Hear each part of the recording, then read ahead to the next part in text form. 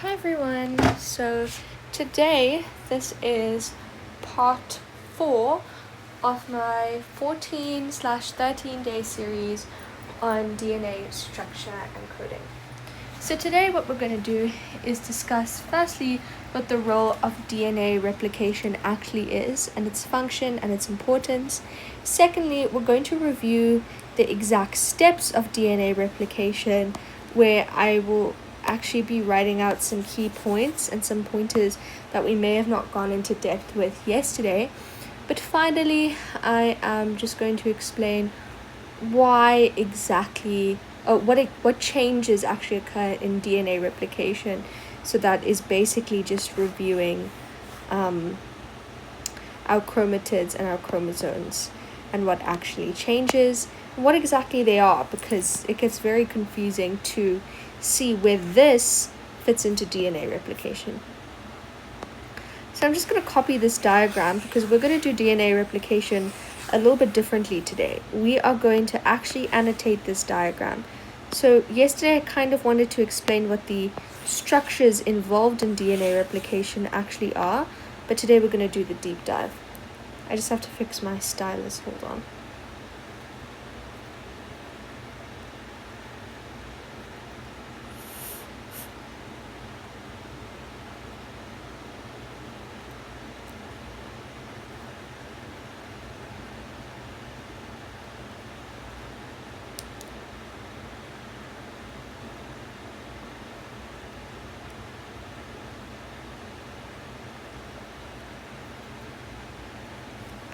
Cool.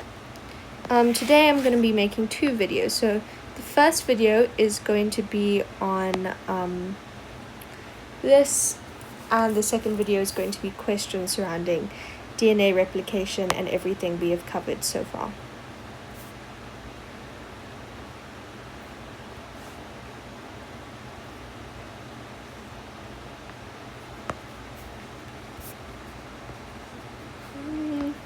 Let's make it fancy.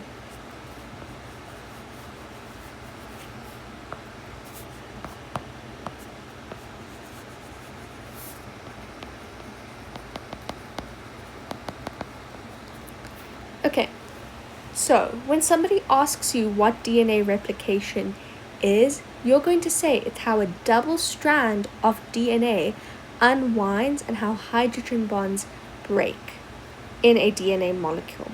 And it occurs in the nucleus during interphase. Remember that just because by nature of this process happening in the nucleus, it means that we are dealing with DNA replication. So let's deal with it. So firstly, helicase is going to unwind our DNA double helix. So what helicase does, So what helicase does is it unwinds our double helix. So unwinding our double helix means that we are going to be left with a ladder. This is what our flattened out ladder looks like. That is what helicase does. So actually let's attribute this entire thing to helicase.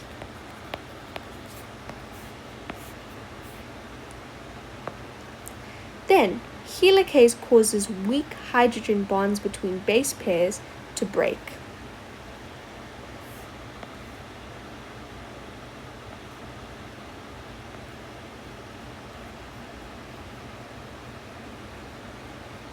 So what helicase is going to do is it's going to unwind our double helix, our DNA double helix, and then it causes the weak hydrogen bonds between our base pairs to break.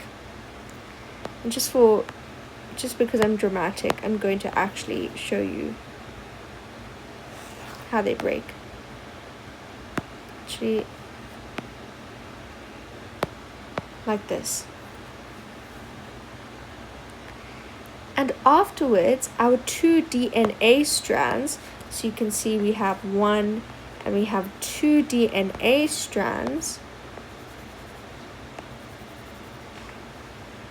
separate, and they now act as templates. So this is a template and this is a template.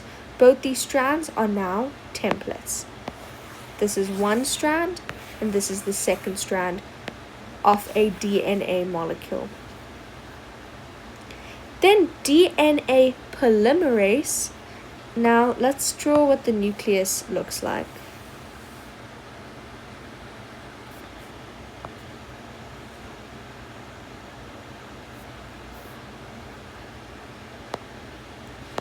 This is going to be a very bad drawing of the nucleus. I'm so sorry.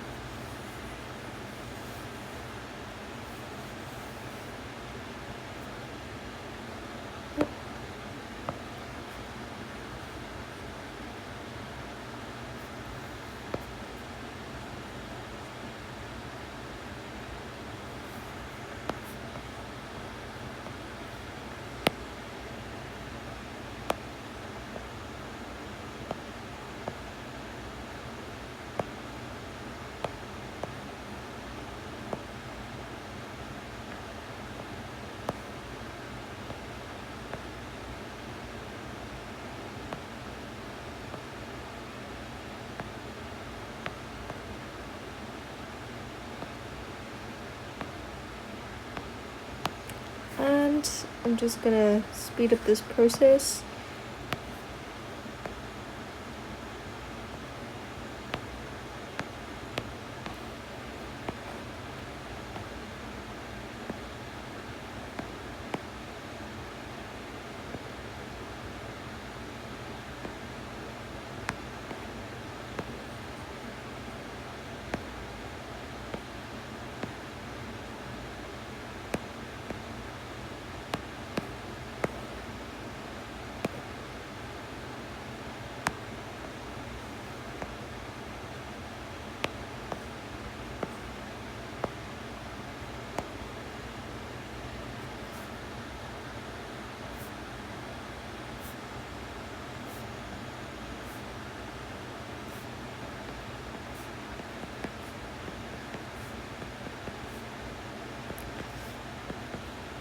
Okay, so we have our nucleus, and what DNA polymerase is going to do, and I'm just going to like copy and paste these nucleotides.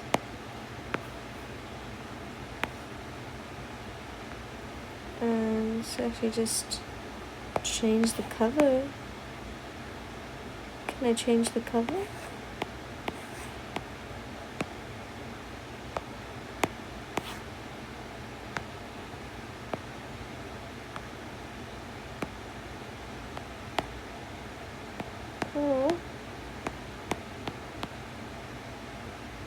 Sorry, okay, now I'm just having fun. So, these are free-floating nucleotides. And what our DNA polymerase is going to come and do is it is going to collect these free-floating nucleotides from the nucleoplasm. Remember, the nucleoplasm is this jelly-like substance.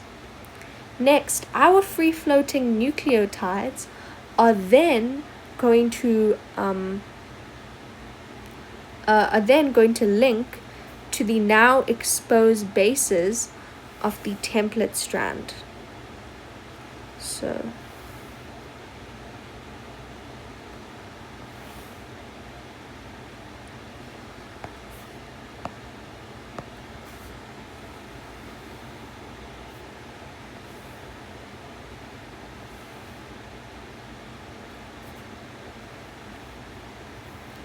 afterwards, our new DNA strand is going to rewind to form a double helix once again.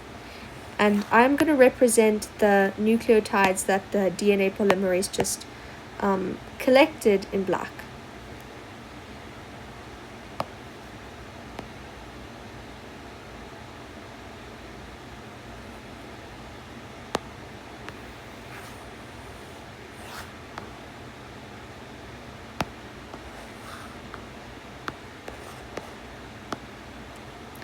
And remember, our hydrogen bonds are still going to exist.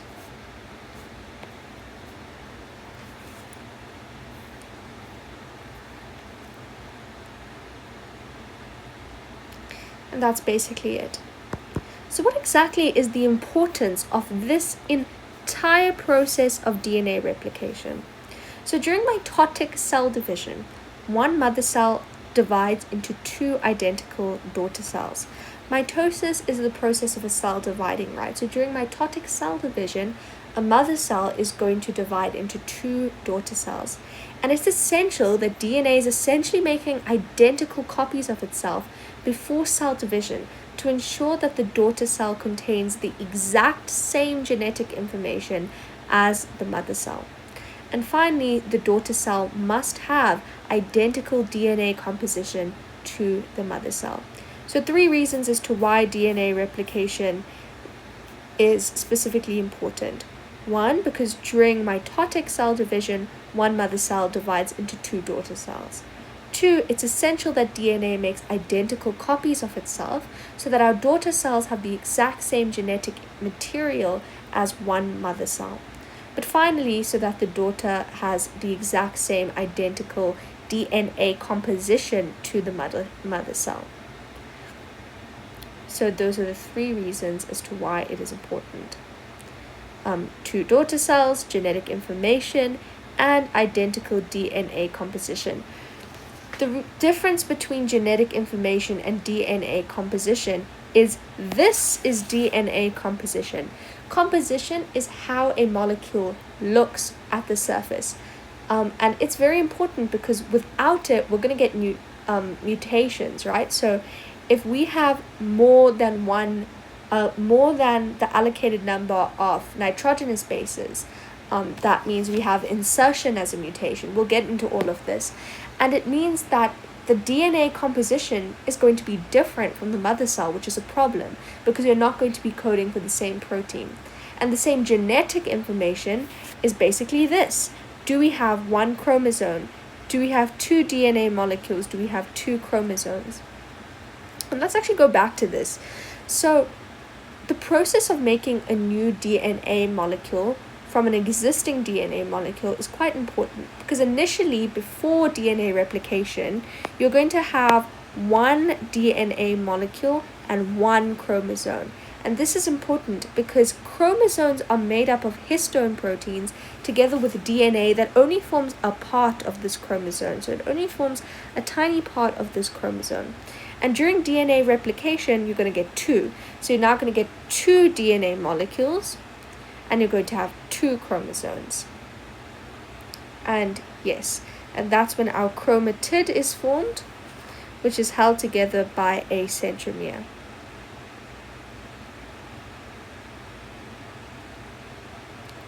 And essentially, that is all we're going to get up to for today.